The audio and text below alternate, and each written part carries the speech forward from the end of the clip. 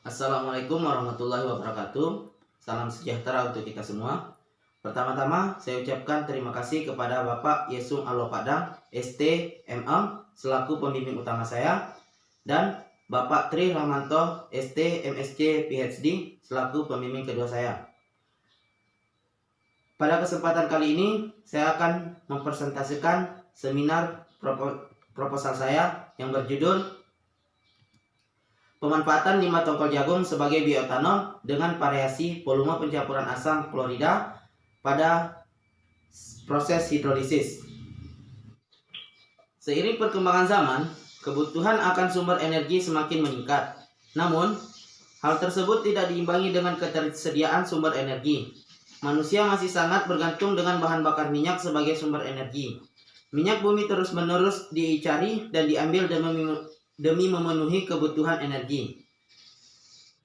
Cadangan minyak kita sempat naik pada tahun 2006 sebesar 2,8% menjadi 4.370 juta barel. Namun, pada tahun 2007 cadangan minyak kita turun sebesar 8,5% menjadi 4.000 juta barel. Serta pada tahun 2008 cadangan minyak kita kembali turun sebesar 7,5% menjadi 3.700 juta barel. Salah satu jenis bahan bakar nabati yang sudah lama dikembangkan untuk menggantikan bahan bakar minyak adalah bioetanol, yang dibuat dari biomasa atau tanaman melalui proses biologis atau fermentasi. Salah satu bahan baku yang dapat dijadikan bioetanol adalah tongkol jagung. Tongkol jagung mengandung selulosa sebesar 48%, pentosa sebesar 36%, lignin sebesar 10%, abu sebesar 4%, dan air sebesar 2%. Menurut data Badan Pusat Statistik Nusa Tenggara Barat tahun 2014, untuk produksi jagung di Nusa Tenggara Barat mencapai 785.863,6 ton. Khusus di Pulau Lombok, produksi mencapai 156.347,21 ton, yang terdiri dari Kabupaten Lombok Barat sebesar 20.753,73 ton, Kabupaten Lombok Tengah sebesar 20.439,59 ton, Kabupaten Lombok Timur sebesar 82.439,55 ton, dan Kabupaten Lombok Utara sebesar 32.710,34 ton. Sehingga dapat dipastikan akan menghasilkan limbah tongkol jagung yang sangat besar. Dari berat jagung tersebut, 30% adalah tongkol jagung. Keberadaan limbah tongkol jagung ini melimpah dan kontinu setelah pasca panen. Selama ini, pemanfaatan limbah tongkol jagung di Indonesia yaitu sebagai pakan ternak, bahan kerajinan, dan bahan bakar briket. Adapun rumusan masalah dalam penelitian ini, yang pertama, apakah ada pengaruh volume pencampuran asam klorida terhadap kadar etanol limbah tongkol jagung? Yang kedua, apakah ada pengaruh volume pencampuran asam klorida terhadap pH etanol limbah tongkol jagung? Yang ketiga, apakah ada pengaruh volume pencampuran asam klorida terhadap volume etanol limbah tongkol jagung? Yang keempat, apakah ada pengaruh volume pencampuran asam klorida terhadap nilai spesifik graviti limbah tongkol jagung? Yang kelima, apakah ada pengaruh volume pencampuran asam klorida terhadap nilai flash and fire point etanol limbah tongkol jagung? Kemudian, untuk batasan masalah pada penelitian ini, yang pertama, bahan baku yang digunakan untuk membuat etanol adalah limbah tongkol jagung. Selanjutnya, kadar etanol yang diperoleh pada penelitian ini berdasarkan hasil uji coba laboratorium. Selanjutnya, ragi yang digunakan adalah ragi roti. Selanjutnya, suhu pengeringan tongkol jagung dianggap konstan dan tidak mengacu pada lamanya pengeringan, akan tetapi pada kadar air tongkol jagung. Selanjutnya, besar ukuran tongkol jagung diabaikan. Selanjutnya, waktu delignifikasi dan persentase NaOH yang digunakan.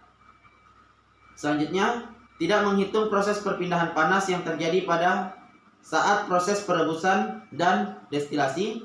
Selanjutnya, temperatur pada saat fermentasi menggunakan temperatur ruangan, di mana ditinjau dari temperatur Kota Mataram yang bersuhu sekitar 23-33 derajat Celcius.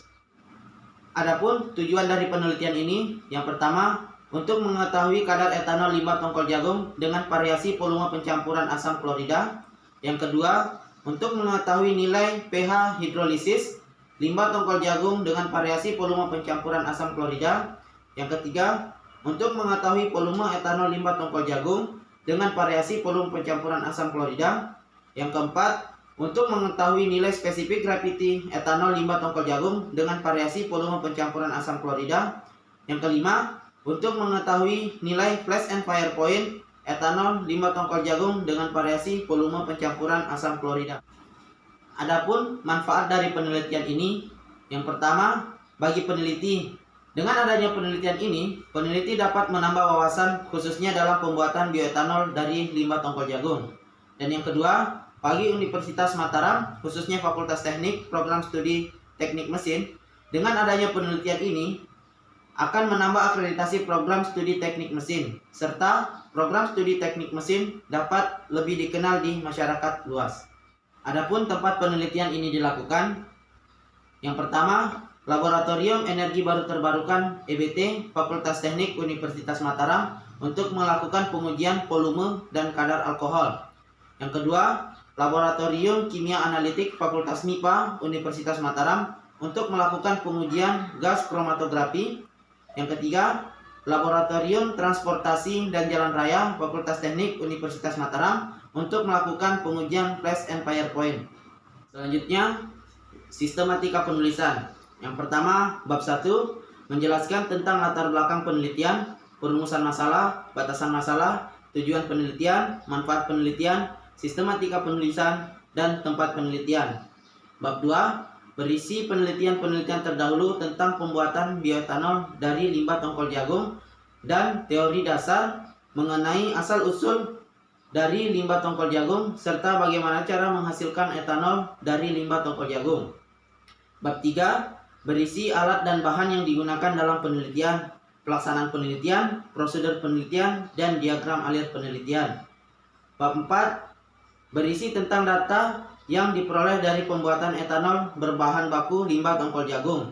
Bab 5 berisi kesimpulan dari hasil yang dicapai dalam penelitian dan hal-hal yang disarankan dalam penelitian.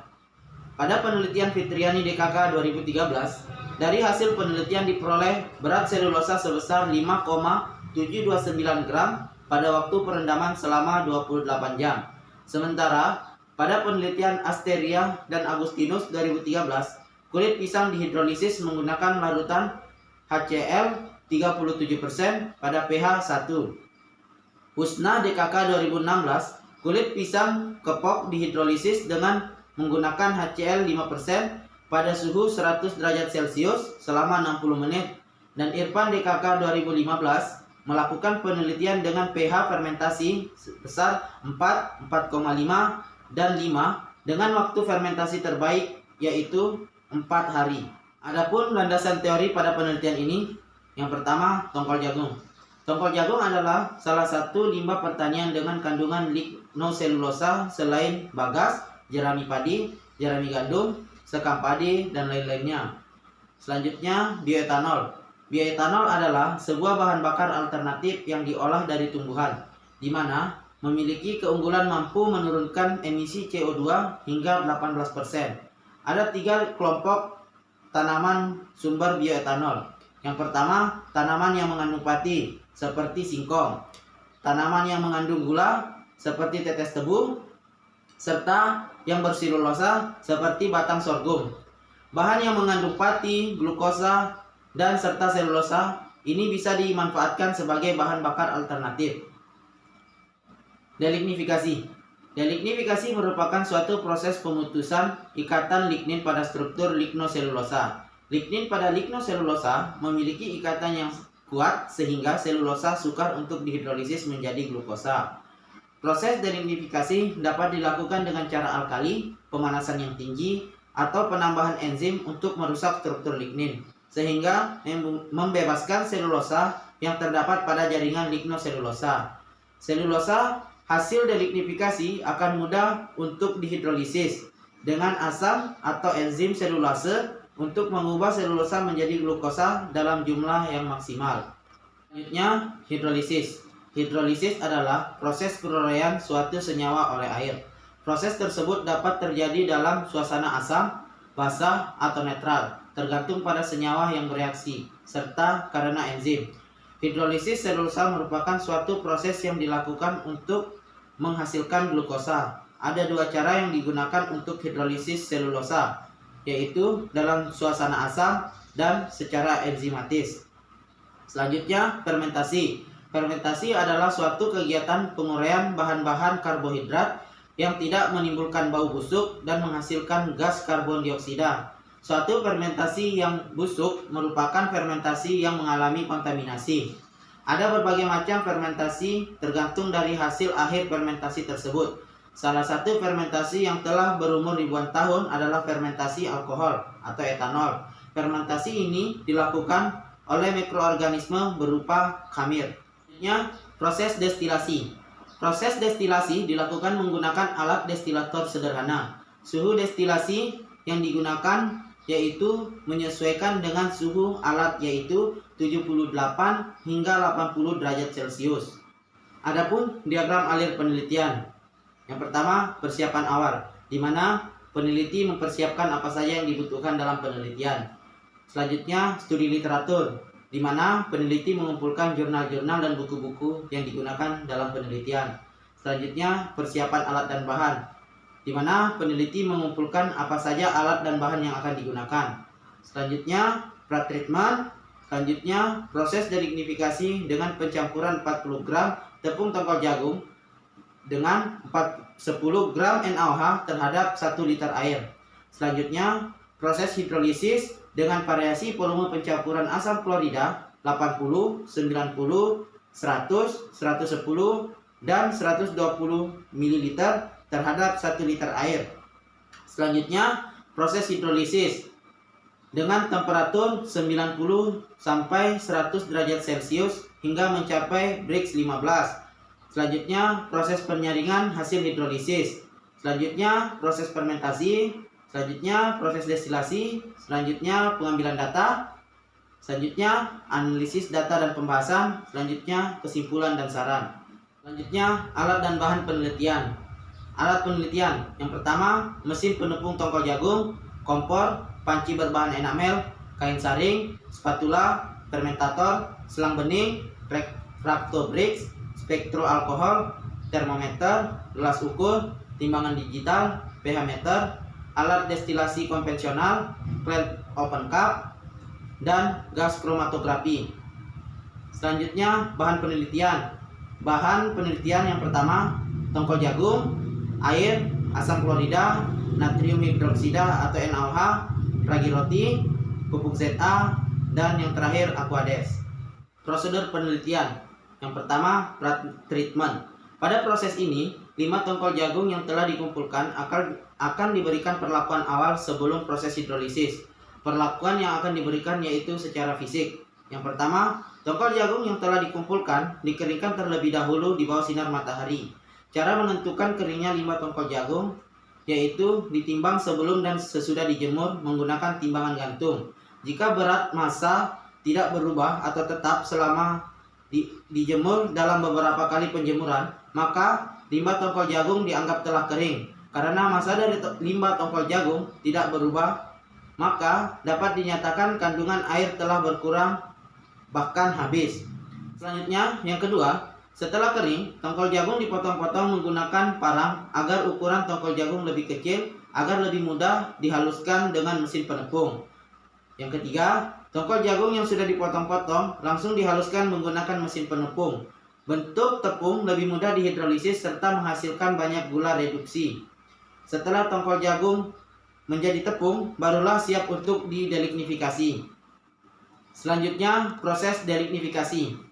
Tepung tongkol jagung sebelum masuk proses hidrolisis dilakukan proses delignifikasi, di mana tepung tongkol jagung dicampur dengan NaOH, natrium hidroksida, kemudian didiamkan selama 28 jam.